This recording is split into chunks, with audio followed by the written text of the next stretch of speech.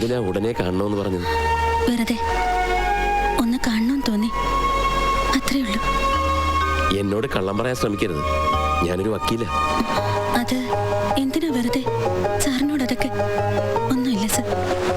Annie ആരാണെന്നോ നാടെവിടെയാണെന്നോ എനിക്കറിയില്ല, പക്ഷേ തൻ്റെ മനസ്സ് അതെനിക്ക് വായിക്കാം. ടെൽ മീ, എന്താ എന്നോട് പറയാനുള്ളത്? സാറിനോട് ഒന്നും മനഃപൂർവ്വം പറയാതിരുന്നതല്ല, അതിനുള്ള അവസരം കിട്ടിയില്ല എന്നതാ സത്യം. എൻ്റെ നാട് അങ്ങ് പാലത്തറയാ.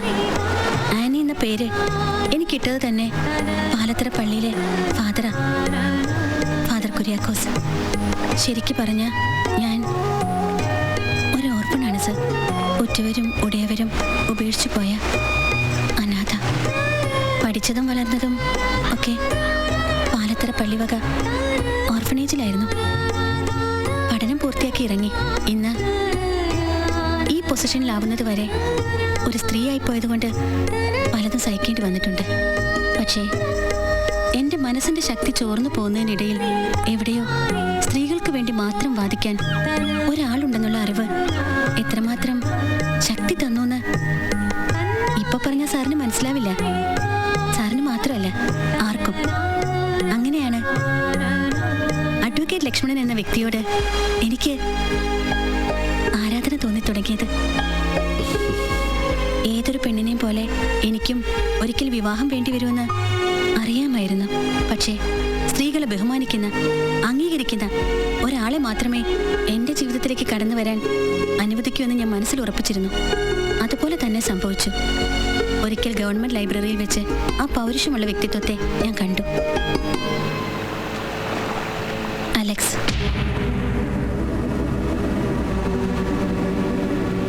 എല്ലാ തരത്തിലും ഞാൻ പ്രതീക്ഷിച്ചിരുന്ന ഒരാൾ, സാറിൻ്റെ സ്വഭാവമുള്ള മറ്റൊരാൾ.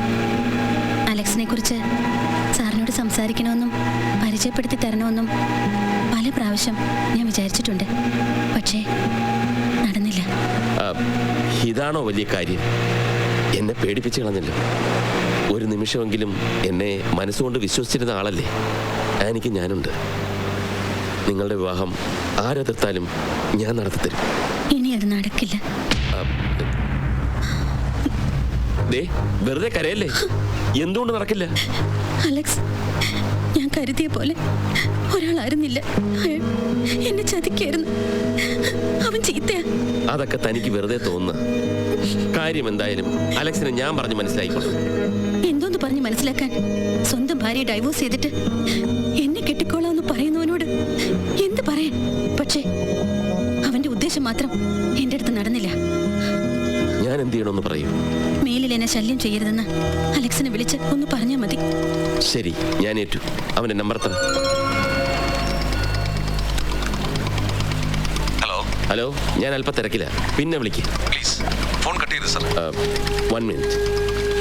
ലക്ഷ്മണ സാർ തിരക്കിലാണെന്ന് എനിക്കറിയാം. ഇത് ഞാനാ, അലക്സ്. ആനി പറഞ്ഞില്ലേ, അതേ അലക്സ്. ഇതവനാ അലക്സ്.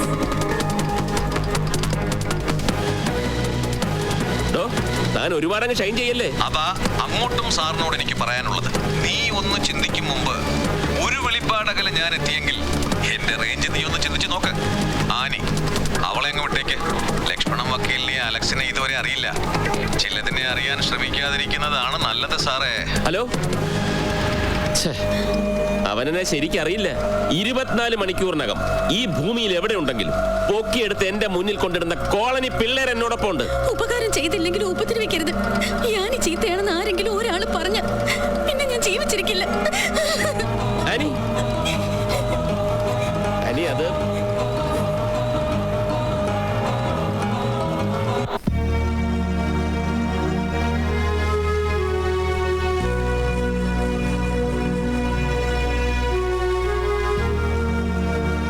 ഞാൻ അന്വേഷിച്ചു.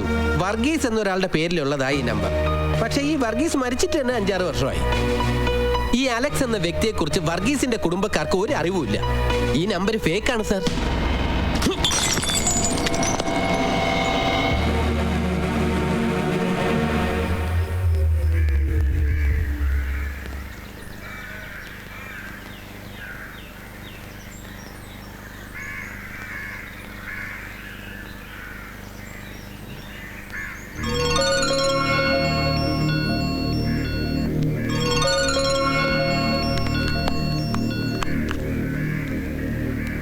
ഹലോ സാർ, ഞാൻ അലക്സിന്റെ കയ്യില്.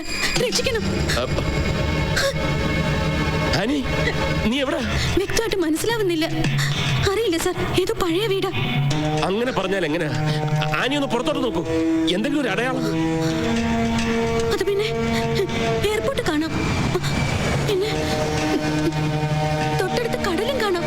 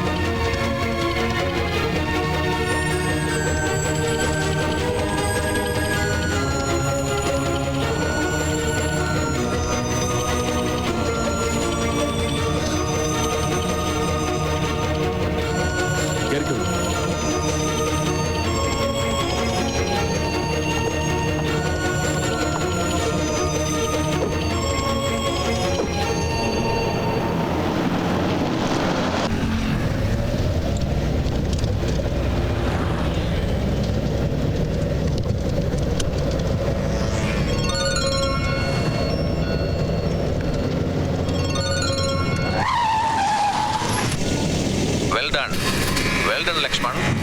ഓ, നീ കൊണ്ടുപോ. പക്ഷേ അവൾ എന്റെ പെണ്ണ. നീ കടുക് തുരന്ന് ഒളിപ്പിച്ചാലും ശരി, അവളെ ഞാൻ കൊണ്ടുപോകും.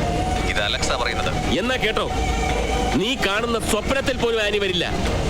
ലക്ഷ്മണനാ പറയുന്നത്. ലക്ഷ്മണൻ എന്താ ആനിയെ കൂടെ പൊറപ്പിക്കാൻ പോവാ? പൊറപ്പിക്കൂടാ, വെറുതെ അല്ല, താലി കെട്ടി കൂടെ പൊറപ്പിക്കും. അവൾ സമ്മതിക്കുവാണെങ്കിൽ. കട്ട് ചെയ്തു. സാർ എന്താ അവനോട് പറഞ്ഞേ? എന്തിനാ അങ്ങനെ പറയാൻ പോയേ? വെറും വാക്ക് പറഞ്ഞല്ല. ആനി സമ്മതിക്കുകയാണെങ്കിൽ നിന്നെ ഞാൻ കെട്ടിക്കൊള്ളാം.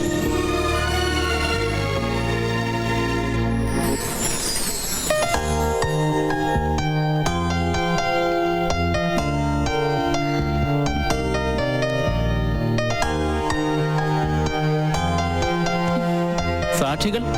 സാക്ഷികളും ഹാരവും ബൊക്കെയും ഒക്കെ ലഡുവും റെഡി. പിടിച്ചോളൂ. ആദ്യം അങ്ങോട്ട് ഇടൂ. ഇനി തിരിച്ചിങ്ങോട്ട്.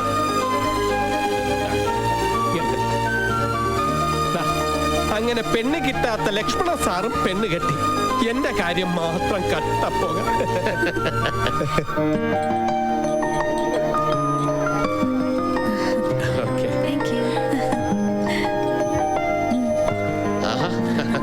മോഹൻ സാർ നമസ്കാരം.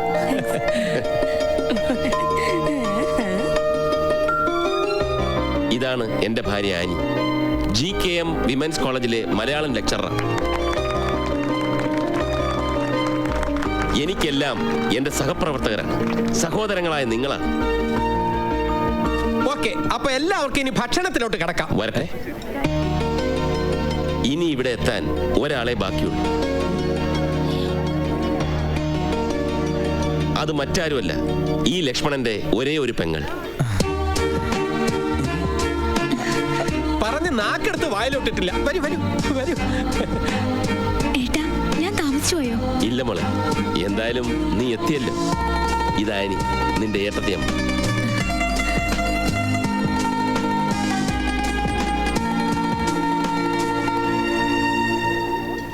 ഇവളെ നിങ്ങൾക്ക് പലർക്കും അറിയില്ലായിരിക്കും. പക്ഷേ സുമിത്രയുടെ ഭർത്താവിനെ നിങ്ങൾക്കൊക്കെ അറിയാം. അഡ്വക്കേറ്റ് പ്രഹ്ലാദൻ. എന്നെ ശത്രുവായി കാണുന്നുണ്ടെങ്കിലും ആള് പരമസാധുവാണ്. അനി,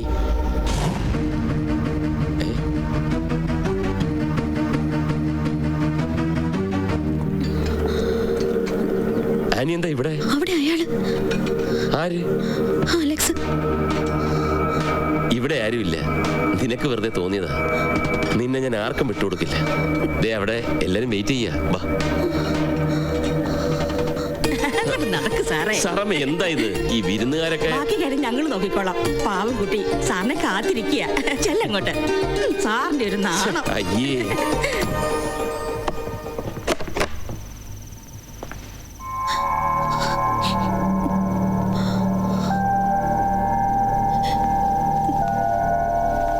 എന്താ ഇനി?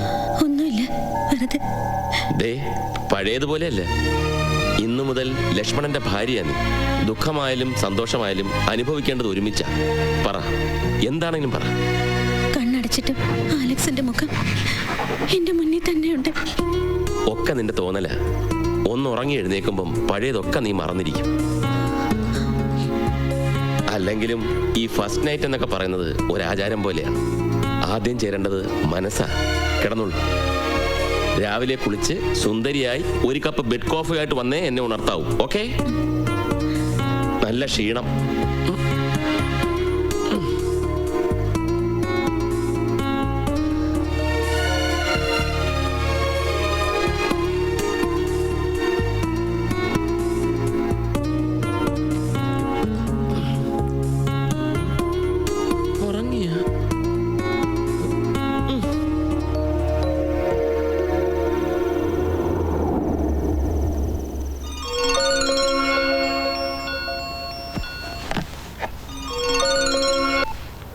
ഹലോ. Good morning. ഇത് ഞാനാ, അലക്സ്. Annie, Annie. അവിടെ കിടന്ന് വിളിച്ചു പോകണ്ട സാറേ. അവളിപ്പോ എൻ്റെ അടുത്തുണ്ട്. അവളുടെ കൈകൊണ്ടിട്ട ബെഡ് കോഫി കുടിച്ചോണ്ടിരിക്കുക ഞാൻ. വാ, എന്താ രുചി, എന്താ ഒരു കടുപ്പം. നിന്നെ ഞാൻ. ചൂടാവാതെ സാറേ. ഇനി നമ്മളിങ്ങനെ രണ്ടു ധ്രുവങ്ങളിൽ തുടരണ്ട. ഞാൻ ഇവളെ കൂട്ടി വരാം. ഞാൻ പറയുന്നിടത്ത് നീ വാ. എവിടെയാ ഞാൻ വരേണ്ടത്?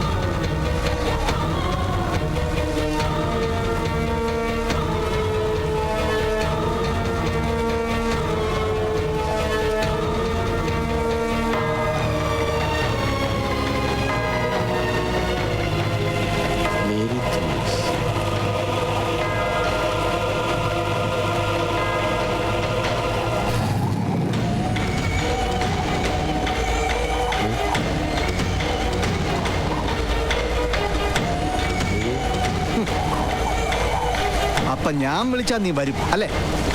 അലക്സ് അലക്സോ? അങ്ങനെ ഒരാളില്ല, ഈ ഭൂമുഖത്തെ ഇല്ല. ഞാൻ തോമസ് ജോർജ്. നീ കൊന്നിങ്ങനെ കുഴിമാടത്തിൽ കിടത്തിയ മേരി തോമസിനെ മറന്നോ?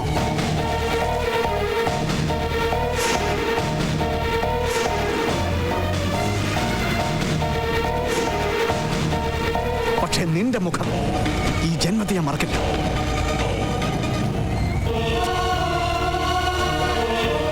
പരസ്പരം ഒന്ന് പറഞ്ഞാൽ തീരാവുന്ന പ്രശ്നങ്ങളെ ഞങ്ങൾക്കിടയിൽ ഉണ്ടായിരുന്നു. പക്ഷെ നീ അന്ന് കോടതിക്കുള്ളിൽ വെച്ച് കള്ളക്കഥകൾ ഉണ്ടാക്കി എന്റെ മേലെ നീ എന്നിൽ നിന്ന് നടത്തി മാറ്റി. അതിന്റെ 3-ാം നാൾ നിന്റെ ചതി മനസ്സിലാക്കി അവൾ ആത്മഹത്യ ചെയ്തു. നീ എന്റെ മേരിയെ കൊന്നത്. ഒക്കെ ചെയ്തു കൂട്ടിയിട്ട് പൊടിയും തട്ടി അങ്ങ് പോകാന്ന് കരുതിയല്ല. വിടില്ലെന്നെ ഞാൻ. ആനി,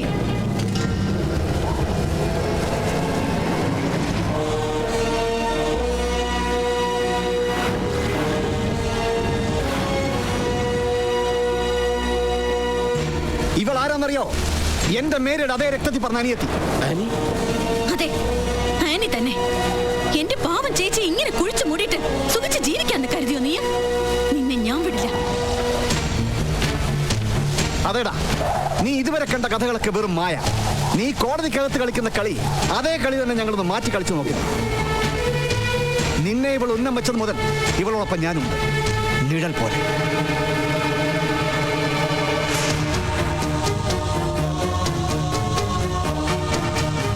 എനിക്ക് ഇദ്ദേഹത്തോട് ആരാധനയാണെന്ന് തുറന്നു പറയാൻ ഈ അവസരത്തിൽ എനിക്ക് മടിയില്ല.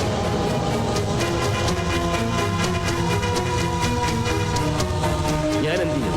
പക്ഷേ അലക്സിനെ വിളിച്ച് ഒന്ന് പറഞ്ഞാൽ മതി. ശരി, ഞാൻ അവന്റെ നമ്പർ ഇതവനാ അലക്സ്. കേൾക്കൊള്ളു.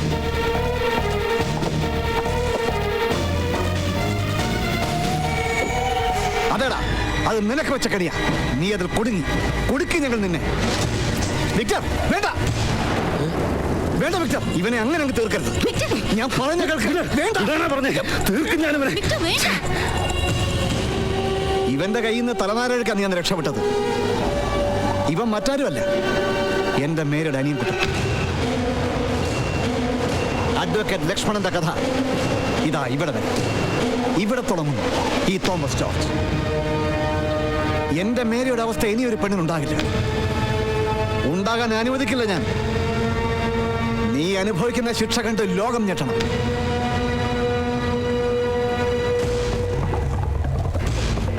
ഇനി ഞാൻ വിധിക്കാൻ പോകുന്ന ശിക്ഷ ഏറ്റുവാങ്ങാൻ നീ തയ്യാറായിക്കോ.